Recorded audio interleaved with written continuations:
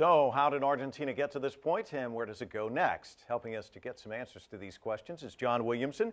He's a senior fellow with the Peterson Institute for International Economics. He's written extensively about international monetary and development issues. So why don't you frame things for us? How do we get to this point? Well, I think it started with Argentina's decision to default in 2001. It was more or less forced on Argentina. It really didn't have a great choice at that time, because the peso had become greatly overvalued as a result of especially of the appreciation of the US dollar, to which it was irrevocably tied, except when it came to the point it turned out not to be irrevocable, and then they couldn't service the debt, and it had got out of hand, the amount they borrowed trying to support it. And there's this talk about the IMF and a censure, all of that. Are they playing by a different set of rules in Argentina, would you say? No, I think that the difference is that in Argentina, no other country has tried to do essentially what Argentina is doing, which is falsifying the statistics. That's the accusation. I think the IMF is right to blow the whistle on this. And that's something that other countries didn't do, even when they faced difficult crises. Are they at risk of being expelled from the IMF? Yes, I think that there's a real risk of that in the end. I don't think the IMF is going to expel them in the first instance. They've announced today that they're going to table the resolution in mid-January, consider in the executive board what to do about Argentina. No, I don't think it'll be expelled at that point, but it's very difficult to see if the Argentine president goes on as she's done up to now, and hasn't in fact evolved.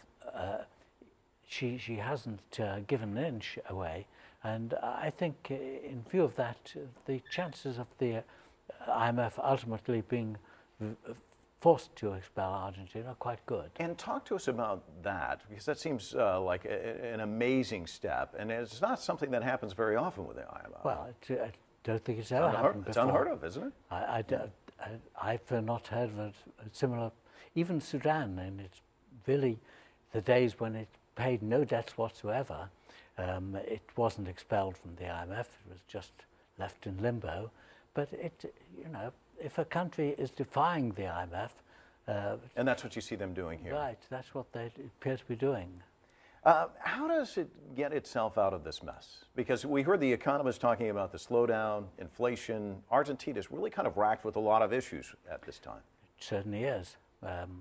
I don't see Argentina getting out of it under the present president at all. I think it will have to change. And then there's a real problem in that the people of Argentina appear to be backing the president, and so they'll then have to undertake a major change with the likelihood of then the new president being being forced to pay some attention to what's happened. And there are complaints about the vulture funds. No, I think that's quite legitimate. It's a legitimate complaint. Yeah. And what do you think about that in terms of coming up with some kind of settlement that's reconcilable with both sides?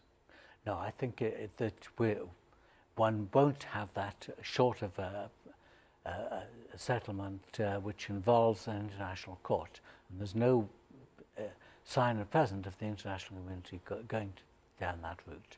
But I don't see how else one can get over it. I mean, the fact is that on law, at the present time, the vulture funds, they may be acting unethically, but they're acting perfectly legally, and there's no way of doing it. What they do with these vulture funds is buy up debt at a fraction of its face value, when it's relatively cheap, then they hold out for full payment at a time when the country can afford to make the full payment, because it's already it's settled 93% of the debt on, so it could make the full afford to make the full payment.